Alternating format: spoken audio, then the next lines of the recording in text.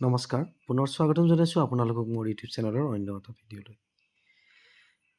বিশেষকৈ এলিমেণ্টেৰী এডুকেশ্যনৰ ফালৰ পৰা প্ৰাথমিক পৰ্যায়ৰ যিবিলাক স্কুল আছে, বিশেষকৈ প্ৰাইমাৰী, প্ৰি প্ৰাইমাৰী আৰু আপাৰ প্ৰাইমাৰী, সেই স্কুলৰ বাবে এখন নটিফিকেশ্যন ওলাইছে। মানে নটিফিকেশ্যন ঠিক নহয়, অৰ্ডাৰ বুলি ক'ব পাৰি।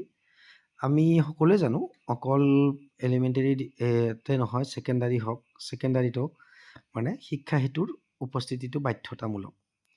আৰু সময়ে সময়ে ইয়াৰ ওপৰত মানে বিভিন্ন প্ৰশ্ন উত্থাপিত হৈ আছে। মানে কেতিয়াবা কয় 9:15 আগত এটেণ্ডেঞ্চটো দিব লাগিব, মাষ্ট বি।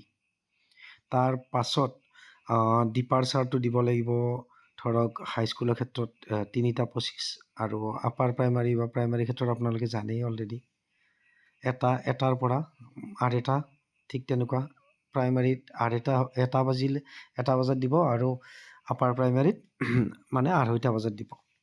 সেইটো এতিয়া কথাটো হ'ল এনেকুৱা যে বহু বিদ্যালয়ে কিন্তু এইটো বাস্তৱ কথা, এতিয়াও কিন্তু ডিপাৰ্চাৰ নিদিয়ে। গতিকে ঠিক তেনেকুৱা ধৰণৰ কথা। এতিয়া ইয়াতে বহুত এটা মানে ভাবিবলগীয়া কথা এটা আছে, বা যিবিলাক বিদ্যালয়ৰ কৰ্মচাৰীয়ে আৰু শিক্ষক শিক্ষয়িত্ৰীসকলে ধৰক ডিপাৰ্চাৰক লৈ কিবা এটা দোদল দোমলত আছিল। কাৰণ ডিপাৰ্চাৰ নিদিয়াৰ এটা কাৰণো আছে। এটা সময়ত ৰণোজ পেগু ডাঙৰীয়াই কৈছিল যে দিনটোৰ এটেণ্ডেঞ্চটো দিলেই হ'ল আপোনালোকে। তাৰপিছত 9:15 যিটো টাইম সময়সীমা এটা বান্ধি দিছিলে, 9:15 আগত দিব লাগিব সেইটো। আৰু ধৰক মাহত 3 দিন যদি 9:15তকৈ আপোনাৰ অকণমান বেছি দেৰি হয়, 3 দিনলৈকে এক্সকিউজ কৰিব। তেনেকুৱা ধৰণৰ বিভিন্ন কথা সময়ে সময়ে ওলাই থাকে। আৰু এইটো স্বাভাৱিক, কাৰণ কিয় শিক্ষা হেতুৰ বহুতো বিসংগতি আছে, এইটো কোনেও নুই কৰিব নোৱাৰে। কেতিয়াবা মানে এপছটো নোখোলা হৈ থাকে, ঠিক তেনেকুৱা ধৰণৰ। এটেণ্ডেঞ্চ দিয়া দূৰৰ কথা, কেতিয়াবা লগ আউট হৈ যায়, লগ ইন কৰিলেও মানে এটেণ্ডেঞ্চটো দিব নোৱাৰি। ঠিক তেনেকুৱা বিভিন্ন প্ৰব্লেমবিলাক হৈ থাকে। যা হওক, এই অৰ্ডাৰটো ওলাইছে office of the district elementary education officer নগাঁৱৰ এইটো তাৰ পৰা আহিছে।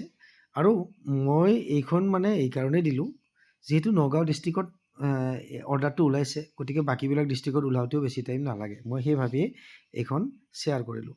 ইয়াতে চাব, ইয়াতে মই মূল কথাখিনিলৈ আহিছোঁ।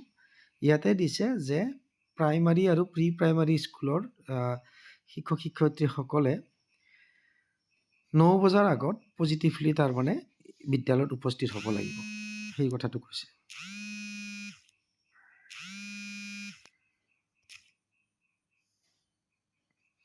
9 বজাৰ আগত বিদ্যালয়ত উপস্থিত হ'ব লাগিব, সেই কথাটো কৈছে। আৰু লগতে তেখেতসকলে যদিও বিদ্যালয়ত 9 বজাত উপস্থিত হ'ব লাগিব পজিটিভলি, কিন্তু এটেণ্ডেঞ্চৰ ক্ষেত্ৰত কৈছে যে হয়তো 10 মিনিট সময় লাগে। তেখেতসকলেও জানে কেতিয়াবা নেটৱৰ্ক প্ৰব্লেম থাকে, সেইকাৰণে 10 মিনিট সময় এটা বঢ়াই দিছে। 9:10 আগত তেখেতসকলে এটেণ্ডেঞ্চটো দিব লাগিব। এনি হাউ যদি 9:10 পিছত দিয়ে, এইটো মানে এবচেণ্ট হিচাপত কাউণ্ট কৰিব বুলি কৈছে। আৰু লগতে ইয়াতে কৈছে যে যদি আপাৰ প্ৰাইমাৰী হয়, আপাৰ প্ৰাইমাৰী হ'লে ইয়াতে কৈছে 2:05 পৰা 3:25 ভিতৰত।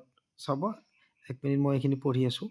দি official timing for pre primary school shall be 9 AM to 1 PM। মানে প্ৰি প্ৰাইমাৰী হ'লে 9টাৰ পৰা 1 বজাত আপোনালোকে 1 বা 2ত আপোনালোকে ডিপাৰ্চাৰটো দিব পাৰিব। In the case of lower primary school, students of grade 1 to 5 who are interested may remain in school। মানে যদি ইণ্টাৰেষ্টেড হয়, মানে 2:05লৈকে থাকিব পাৰিব বুলি কৈছে, বা 3:25লৈকে থাকিব পাৰে। আৰু ইয়াতে মানে ধৰক আমি ME স্কুলত কথাটো অলপ বেলেগ হ'ব, LP স্কুলৰ কথাটো অলপ বেলেগ হ'ব। মুঠতে 2:05 আপোনালোকে ডিপাৰ্চাৰটো দিব পাৰিব। আৰু আপাৰ প্ৰাইমাৰীৰ ক্ষেত্ৰত আপোনালোকে শেষত চাব, শেষৰ পেৰাগ্ৰাফটোত দিছে 3:25 আপোনালোকে আপাৰ প্ৰাইমাৰীৰ ক্ষেত্ৰত ডিপাৰ্চাৰটো দিব লাগিব। এইখিনিয়ে কথা থুলমূলকৈ। আৰু হাইস্কুল আৰু হায়াৰ ছেকেণ্ডেৰীৰ ক্ষেত্ৰত আপোনালোকে জানে যে 3:25 আপোনালোকে দিলেই হ'ব, বা 3:25 পিছত, ঠিক তেনেকুৱা। আৰু মই বিশেষ পঢ়ি থকা নাই, আপোনালোকে অলপ পঢ়ি ল'ব, মই জুম কৰি দিছোঁ। মই লাইন বাই লাইন পঢ়া নাই ইয়াতে। Accordingly, all teachers and staff shall remain present in the school up to 3:25. এইখিনি কথা কৈছে। Failure to record departure timing shall be treated as an unauthorized early departure from duty. Official timing for upper primary school 8 to 9 AM to 3:25, মানে হাই স্কুলৰ লগত প্ৰায় একে। এইখিনিয়ে কথা, যা হওক আপোনালোকৰ সৈতে শ্বেয়াৰ কৰিলোঁ। আৰু যদি কিবা অলপ ভুল ভ্ৰান্তি হৈছে বা পঢ়াত বা এক্সপ্লেনেশ্যন কৰাত আপোনালোকৰ মাজৰে এজন বুলি ক্ষমা কৰি দিব। থুলমূলকৈ কথাখিনি এইখিনিয়ে আছিল আৰু বিশেষ ইয়াতে বেলেগ নাই। আৰু কিবা আপোনালোকৰ মতামত দিবলগীয়া থাকিলে নিশ্চয় কমেণ্ট ছেকশ্যনত পাম বুলি আশা কৰিলোঁ।